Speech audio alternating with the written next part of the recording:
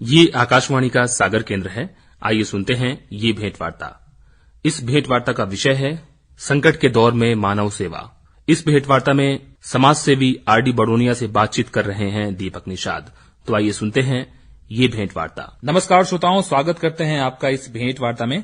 आज की इस भेंटवार्ता में हमने बहुत खास विषय रखा हुआ है और इस विषय पर बात करने के लिए जो मेहमान हमारे साथ आज जुड़े हुए हैं वो भी बेहद खास हैं। आप हैं आरडी बड़ोनिया साहब, स्वयंसेवी हैं, सामाजिक कार्यकर्ता हैं और आज के संक्रमण काल में, कोरोना के संकट के दौर में मानवता की सेवा के लिए आगे आए हैं। मानवता के दूत के रूप में आप आज काम कर रहे हैं। आपका हम बहुत बहुत स्वागत करते हैं बड़ोनिया साहब इस भेंटवार्ता से जुड़ने के लिए। जी धन्यवाद। और बड़ोनिया साहब, सबसे पहले तो हम अपने तमाम श्रोताओं की जानकारी के लिए जानना चाहेंगे कि आपका परिचय क्या है और आपका मूल पेशा क्या है। आप क्या काम अभी तक करते रहे हैं? मैं पेशे से एक चार्टर्ड अकाउंटेंट हूँ, प्रैक्टिस में हूँ। मैं सागर में ही अपनी सेवाएं दे रहा हूँ और इस पेशे के साथ साथ में जो कि मेरा पैशन भी है, मैं अपनी समाज सेवा का भी कार्य करता हूँ। ये समाज सेवा के रूप में काम करना था या बोले कि समाज सेवी बनकर काम करना था, तो उसके लिए हम लोगों ने प्रॉपर समिति बनाई और समिति में बहुत जो भी सागर के अन्य समाज सेवी लोग हैं उन लोगों को हमने अपनी समिति में जोड़ा और हम लोग इस समिति को बनाकर एक जो भी गरीबों के हित में जो भी काम समय समय पर आते हैं वो करते हैं। और जो समिति बनाई है वो मुख्य रूप से गरीबों के लिए ही है और गरीबों की हम लोग अंतिम संस्कार निःशुल्क करते हैं और शव यात्रा वाहन बनाकर शव यात्रा की सुविधा मुहैया करा के कार्य करते हैं। जी, बहुत अच्छी बात है। आपने अपने पेशे के बारे में बताया और अपने पैशन के बारे में भी बताया कि समाज सेवा करना आपका पैशन है और आप अपने पैशन के लिए काम करते हैं, गरीबों की मदद करते हैं, असहाय मजलूमों की मदद करते हैं। बड़ोनिया साहब, आज के दौर में खासकर हम बात करना चाहें, बहुत आवश्यकता है आप जैसे सामाजिक कार्यकर्ताओं की, वॉलंटियर्स की, स्वयंसेवियों की जो सामने आए और आज के आपदा की स्थिति में लोगों के लिए एक मिसाल बने, लोगों के लिए एक सहारा बने। तो आपसे हम जानना चाहेंगे कि इस लॉकडाउन की पूरी स्थिति में, जब से पूर्ण रूप से तालाबंदी हुई है, आपकी संस्था द्वारा क्या आप वही अभी तक योगदान करते आ रहे हैं जो पहले कर रहे थे, या इस संकट को देखते हुए आपने अपने स्ट्रैटेजी को, अपने कार्य योजना को बदला और दूसरी चीजों में भी आप लोगों की मदद कर रहे हैं? सर, हम लोगों ने जो समिति का गठन किया था उसका मुख्य कार्य अंतिम संस्कार और शव यात्रा वाहन प्रदान करना ही उसका मुख्य कार्य था। लेकिन जैसा कोरोना का संकट एक अप्रत्याशित संकट था जिसके बारे में कभी कोई प्लानिंग नहीं कर सकता था कि ऐसा लॉकडाउन हो सकता है, ऐसे किन लोगों के लिए समस्या जा सकती है, किन को नहीं जा सकती है, इसके बारे में कोई भी एक प्रत्याशा नहीं लगा सकता था। तो जैसे ही लॉकडाउन हुआ तो हम लोगों को समझ में आई कि लोगों के लिए भोजन की समस्या मुख्य रूप से दिखाई दे रही थी। जैसे कि कुछ छात्र थे बाहर के, हॉस्टलर थे लेकिन उनके टिफिन आना बंद हो गए थे, कुछ मजदूर थे बाहर वाले, वो रुके हुए थे कहीं झोपड़ी बनाकर। तो ऐसे में हम लोग के पास खबरें आ रही थी कि इन लोगों के लिए भोजन की बहुत कमी हो रही है और ये लोग भूखे रह रहे हैं। तब हम लोग समिति वालों ने तब ऑनलाइन एक बैठक की, ऑनलाइन ऐप के माध्यम से एक मीटिंग की और उस मीटिंग में हम लोगों ने निर्णय लिया कि अभी भोजन बांटा जाना सख्त आवश्यक है। इसलिए हम लोगों ने इस कोरोना के संकट में गरीबों के लिए भोजन के पैकेट वितरण का कार्य हाथ में लिया, जो हम लोगों के मुख्य उद्देश्यों में तो नहीं था, लेकिन समय की मांग को देखते हुए हमने ये काम स्टार्ट किया और भली बात इसको निभा रहे हैं। जी, बहुत अच्छी बात है बड़ोनिया साहब कि आप लोगों ने संकट के समय को समझा और लोगों की जरूरत को समझा, उसके हिसाब से आप लोगों ने अपनी रणनीति को बदला और आप लोग इस दिशा में भी आए। और बड़ोनिया साहब, आपसे ये भी हम जानना चाहेंगे कि आप फूड पैकेट्स लोगों तक पहुंचाते हैं, तो इसमें आप लोग किस तरीके से ये चिन्हित करते हैं कि कहाँ जरूरत है, कहाँ जाने की आवश्यकता है? किसी सरकारी संस्था का या सरकारी तंत्र का सहारा लेते हैं या स्वयं के आधार पे भी आप लोग निर्णय लेके कुछ काम करते हैं? कैसे आप लोगों तक पहुंचते हैं, ये हमें बताइए। हाँ जी सर, जैसे जैसे कोरोना का संकट बढ़ता गया तो हम लोग के भी अनुभव में इजाफा होता गया।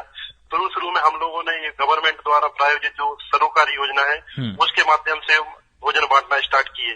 तो जो अपने जिलाधिकारी थे जो इसका भोजन की व्यवस्था संभाले हुए थे, उनके अंडर में हम लोगों ने भोजन के पैकेट वितरण किए। तो उनके ही जो कर्मचारी अधिकारीगण है वो आते थे गाड़ी से और सारे हम लोग जो 500 पैकेट बना के देते थे तो उनकी गाड़ी में रख देते थे और वो अपने अपने हिसाब से बांटते थे। जैसे मंदिरों में चले गए, झुग्गी झोपड़ियों में चले गए, क्यामगाय में चले गए। तो जहां भी ऐसा लगता था कि गरीब लोग या जरूरतमंद लोग रहते हैं उधर जाके भोजन के पैकेट देते हैं। लेकिन समय बीतता गया तो हम लोग का भी अनुभव बढ़ता गया और हम लोग के भी सामने समस्याएं आती गई कि कहाँ पर भोजन की आवश्यकता है। जैसे मैंने अभी पहले भी बताया कि कुछ बाहर के पढ़ने वाले बच्चे रहते थे, हॉस्टल में रहते थे, उनके लिए खाने की सुविधा नहीं थी। वो खबरें हम लोगों के पास आने लगी तो हम लोग उधर खाना देने लगे। कुछ मजदूरों का था कि मजदूर दूर दूर तक कहीं रुके हैं तो उधर जाके हम लोगों ने खाना देना स्टार्ट किया। इस बीच में सरकारी तंत्र को या प्रशासन को तो हम लोगों ने भोजन देना जारी ही रखा। और इसी प्रकार पर चूंकि लोगों को मालूम चला कि ये हम लोग की समिति भी एक भोजन वितरण का कार्य कर रही है, तो हम लोग के पास व्यक्तिगत फोन आने लगे, तो उन फोन के माध्यम से हम लोग अपना भोजन का वितरण करने लगे। लेकिन इसी बीच में हम लोगों को ये बात मालूम चली कि पुलिस कंट्रोल रूम में बहुत लोगों के फोन जा रहे हैं कि उनके लिए भोजन की आवश्यकता है। तो पुलिस कंट्रोल रूम में श्री चौहान साहब ने हम लोगों से संपर्क किया, उधर चौहान साहब इंचार्ज हैं। तो हम लोगों ने फिर ये जो 100 डायल गाड़ी होती हैं, पुलिस की होती हैं, 100 डायल जो भी गाड़ी है शहर की, उसमें हम लोगों ने भोजन के पैकेट रखना प्रारंभ किए ताकि अलग अलग भिन्न भिन्न क्षेत्रों में भोजन की व्यवस्थाएं की जा सकें। तो हम लोग का बहुत अच्छा अनुभव यही रहा कि पुलिस वालों के लिए जो दी, तो पुलिस वालों के माध्यम से कई बार ऐसे लोगों के पास भोजन के पैकेट पहुंचे जिन्होंने 4 दिन से खाना नहीं खाया था।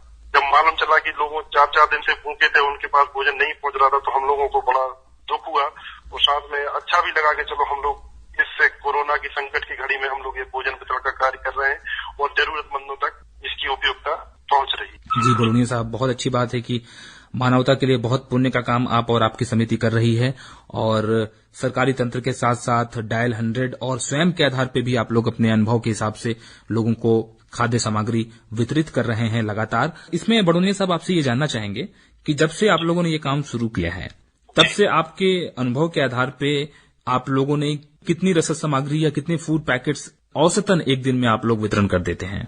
हम लोगों ने जो कलेक्शन इकट्ठा किया था, हमारे जो समिति के मेंबर्स थे, तो उस हिसाब से हम लोगों ने प्रतिदिन 500 पैकेट के हिसाब से हिसाब बनाया था कि 500 पैकेट देना है और अभी भी वो 500 पैकेट का वितरण प्रतिदिन के हिसाब से जारी है और हम लोग इतनी संख्या में भोजन के पैकेट दे रहे हैं। तो अभी ठीक भी लगता है और आगे खुला भी है ऑप्शन, हम लोग विकल्प खोल के रखे हैं कि अधिक आवश्यकता होगी तो और भी हम लोग संख्या बढ़ा देंगे और यदि कम करना पड़ेगा तो इसके अकॉर्डिंग काम करेंगे। क्योंकि हम लोगों का मानना है कि हो सकता है लॉकडाउन लंबा खींचे, तो उस हिसाब से हम लोग तैयार हैं ताकि जैसी जैसी समाज को जरूरत होगी वैसे वैसे हम लोग समाज की आवश्यकताओं को पूरी करने के लिए तत्पर हैं। जी, कोई भूखा ना सोए, ये लक्ष्य है आपका, बहुत बड़ी बात है ये बड़ोनिया साहब। और लगातार आवश्यकता के अनुरूप आप लोग अपनी दिशा को भी बदलते हैं और लोगों तक खाद्य सामग्री पहुंचे, यही आपका आखिरी मकसद है। कोई भूखा ना सोए, ये आपका मकसद है। बड़ोनिया साहब, इसमें आपसे ये जानना चाहेंगे कि क्या आप लोग जो ये खाद्य सामग्री वितरित करते हैं, इसमें नए नए लोग भी जुड़ते जाते हैं या कुछ खास जगहों पे कुछ खास लोग हैं, चिन्हित हैं, इनको तो आप ये मान के चलते हैं कि प्रतिदिन इनकी आवश्यकता है तो वहां तो आपको देना ही देना है, उसके साथ और भी लोग उसमें जुड़ते जाते हैं जिनकी मांग है? हाँ जी, आपने सही प्रश्न पूछा सर। लगभग 50% लोग हैं वो फिक्स हो गए हैं कि इधर इधर देना है जी। 50% के केस में क्या अलग अलग डिमांड आती है कि इधर आवश्यकता है, इधर आवश्यकता है। क्या फोन आते हैं, हम लोग समिति के मेंबर्स के पास फोन आते हैं, उसके अकॉर्डिंग हम लोग फिर कुछ हमारे समिति के कार्यकर्ता है उनके माध्यम से भोजन भेजते हैं और डायल 100 के माध्यम से तो भोजन के पैकेट जा ही रहे हैं। इस प्रकार से खाने के पैकेट पहुंच रहे हैं। आप लोगों की अपनी निजी गाड़ियां भी होती हैं जो मूव करती हैं, जो परिक्रमा करती रहती हैं खाद्य सामग्री बांटने के लिए? जी बिल्कुल सर, हम लोग के पास भी जो व्यक्तिगत गाड़ी है उनसे ही बांटते हैं। पुलिस की गाड़ियों में तो बांट ही रहे हैं और बाकी जो हमारे समिति के कार्यकर्ता लोग हैं हम लोग अलग अलग गाड़ियों में जाके भोजन देते हैं। ये वितरण का कार्य क्या दिन भर चलता रहता है या कि सुबह शाम खाने के टाइम पे ही आप बांटने का काम करते हैं? नहीं सर, सुबह और शाम ही करते हैं, दिन भर नहीं करते हैं। हाँ, कई बार प्रॉब्लम होती है जैसे 4 बजे फोन आ जाए, जबकि 4 बजे तक भोजन बट चुका होता है, तो फिर हम लोग कुछ पैकेट बचा के रखते हैं कि कोई बहुत ज्यादा जरूरतमंद होगा तो फिर उसके लिए अलग से जाते हैं। लेकिन चूंकि अब समाज सेवा है तो परेशान होना पड़ता है, लेकिन करते हैं ताकि उससे मन को सुकून मिले। जी, भले ही परेशानी हो लेकिन इससे मन को सुकून मिलता है, शांति मिलती है, अच्छा लगता है, इसलिए करते हैं आप। बहुत बड़ी बात है बड़ोनिया साहब। जो लोग भी आपको सुन रहे हैं निश्चित रूप से वो भी प्रेरित हो रहे होंगे, जो सक्षम है उन्हें करना चाहिए। जी जी बिल्कुल करना चाहिए। और बड़ोनिया साहब, इसमें एक बात ये भी आती है कि आप लोग रोज इतनी सारी खाद्य सामग्री जरूरतमंदों तक पहुंचा रहे हैं, तो बात आती है फंड की, फंड रेजिंग की। पैसा आप कैसे इकट्ठा करते हैं? क्या आपको बाहर से भी लोगों की मदद मिलती है? जो लोग देखते हैं कि आप अच्छा काम कर रहे हैं, लोग खुद से आगे आके आपसे बोलते हैं कि हम भी कुछ करना चाहते हैं आपके साथ, ऐसा कुछ है? या आप लोग अपने बंदोबस्त से कुछ काम करते हैं? इसके बारे में हमें कुछ बताइए ताकि जो लोग आपसे जुड़ना चाहें या खुद के आधार पर कुछ करना चाहें उन्हें भी एक रास्ता दिखे कि वो कैसे कर सकते हैं। हमारा सर इसमें क्या, हम लोगों ने जो समिति बनाई है उसमें बहुत अच्छे समाजसेवी लोग जोड़े हैं। तो जो पहली आवश्यकता समझ में आई थी कि इस कोरोना के संकट में ये भोजन के पैकेट वितरण करना है, तो हम लोगों ने एक अनुमान लगाया था कि इतना पैसा खर्च होगा। तो हम लोग जो समिति का मुख्य फंड था, जो गरीबों के अंतिम संस्कार के लिए, सामग्री के लिए हम लोग जो खर्च उठाते हैं, उस खर्च को बिना छेड़े हुए हम लोगों ने नया कलेक्शन किया। और हम सदस्यों के टच में दूसरे लोग भी थे, उन लोगों से भी निवेदन किया कि भाई हम लोग अपन लोग सब ये सब कार्य करते हैं, ये जरूरत पड़ेगी क्योंकि ये बहुत बड़ा संकट है। तो दूसरे लोगों को भी जोड़ा, कुछ उनसे भी मदद ली और मुख्य रूप से हमारे जो समिति के सदस्य हैं सब लोगों ने कलेक्शन किया और भली भांति इस खर्च को उठा के हम लोग ये कार्य कर रहे हैं। भली भांति ये काम हो रहा है और लोग आपके साथ जुड़े हुए हैं, किसी प्रकार की कोई समस्या आपको नहीं आती है। बहुत अच्छी बात है ये बड़ोनिया साहब। और इसके अलावा इसमें आपसे ये भी हम जानना चाहेंगे कि आप लोग शव वाहन का काम पहले से कर रहे थे, आप लोग निःशुल्क जो है शव वाहन की सुविधा जो है जरूरतमंदों तक पहुंचाया करते थे, तो तब का वो काम क्या आज भी उस काम को बदस्तूर आप जारी रखे हुए हैं? हाँ जी सर, ये आपने सही प्रश्न पूछा सर। इसमें क्या, जो हमारी समिति शव यात्रा वाहन उपलब्ध कराती है, जिसको हम लोग स्वर्ग रथ बोलते हैं, ये शुरू से ही दे रहे हैं हम लोग ये सुविधा शहर के लोगों के लिए। शहर, मकरोनिया, सदर और आसपास के क्षेत्रों में जहाँ जरूरत पड़ती है तो हम लोग ये शव यात्रा वाहन भेजते हैं। लेकिन पहले ऐसा होता था कि सर कभी दिन में एक हो रही है या 2 दिन में एक हो रही है, कभी कभी 2 तक जाती थी स्थिति, तो हम लोग ऐसे शव यात्रा वाहन भेजते थे। लेकिन अभी लॉकडाउन की स्थिति में क्या हो रहा है कि चूंकि बहुत सारे लोग इकट्ठे नहीं हो पाते हैं, लोग दूसरों को खबर नहीं दे पा रहे हैं या दे भी नहीं रहे हैं समझदारी का अपना परिचय देते हुए, तो ये जो शव यात्रा वाहन है इसकी समाज से बहुत ज्यादा डिमांड आ रही है। हम लोग अभी कई बार 5-5, 6-6 बार ये शव यात्रा वाहन को भेजते हैं और भली भांति इसको मूर्त रूप देते हैं। इस प्रकार कई बार ये है, सरकार के निर्देश के कहते हैं कि आप 20 लोगों से अधिक को शव यात्रा में शामिल नहीं होना है, तो हमारी समिति इस बात का विशेष ध्यान रखती है कि सरकार के नियमों का पालन बना रहे, तो हम लोग कभी 20 व्यक्तियों से अधिक को शव यात्रा में अनुमति प्रदान नहीं करते हैं। जी जी। और चूंकि ये बहुत इन्फेक्शन का भी डर रहता है, तो हम लोगों ने नगर निगम से निवेदन किया है कि हमारी गाड़ी को प्रतिदिन आप लोग सैनिटाइज करें। जो हमारे ड्राइवर हैं उसको रोज नगर निगम भेज देते हैं और नगर निगम में गाड़ी सैनिटाइज होकर आती है और खड़ी हो जाती है, और जहाँ से भी फिर फोन आता है तो हम लोग शव यात्रा के लिए भेजते हैं। जी जी। यानी पहले की तुलना में चूंकि अभी लॉकडाउन की स्थिति चल रही है, लोगों के पास सार्वजनिक वाहन भी नहीं है, तो मांग ज्यादा बढ़ गई है आपकी। और बहुत अच्छी बात है कि तमाम जो एहतियात है, सावधानी है, जो कि शासन द्वारा निर्देश जारी किए गए हैं, उसके प्रकाश में आप ये काम कर रहे हैं, वाहन को सैनिटाइज करते हैं निश्चित रूप से। और आप ये जो खाद्य सामग्री वितरित करने का भी काम करते होंगे, उसमें भी आप सोशल डिस्टेंसिंग, सैनिटाइजेशन, साफ सफाई, इन सब चीजों का भी भरपूर ध्यान रखते होंगे। जी बिल्कुल सर, इस चीज का ध्यान रखना भी बेहद ही आवश्यक है। यदि इन चीजों को ध्यान में नहीं रखा तो बहुत जोखिम है, जैसा कि सभी जानते हैं। इसी चक्कर में लॉकडाउन भी हुआ है, तो लॉकडाउन का भी हम लोग पालन कर रहे हैं, और जहाँ जैसी बनती है, जहाँ जैसी आवश्यकता होती है, तो हम लोग अपनी सेवाएं देने के लिए तत्पर रहते हैं। जी जी। लॉकडाउन का उद्देश्य बना रहे, लॉकडाउन का पर्पस डिफीट ना हो, इस बात का पूरा ध्यान रखते हैं आप बड़ोनिया साहब। आखिरी में बस आपसे ये हम जानना चाहेंगे कि जो भी जरूरतमंद, चाहे वो स्वर्ग रथ के लिए, शव यात्रा वाहन के लिए आपसे संपर्क करना चाहें या फिर भोजन इत्यादि के लिए आपसे संपर्क करना चाहें, इन लोगों के लिए आप अपना नंबर बता दीजिए ताकि हमारे श्रोता या हमारे सुनने वाले आपसे संपर्क कर सकें। जी बिल्कुल सर, जो हमारे स्वर्ग रथ के प्रभारी हैं, हमारे श्री राम शर्मा जी, जो समिति के अध्यक्ष भी हैं, उनका मोबाइल नंबर है 9406557855 और मेरा खुद का मोबाइल नंबर है 9425348242।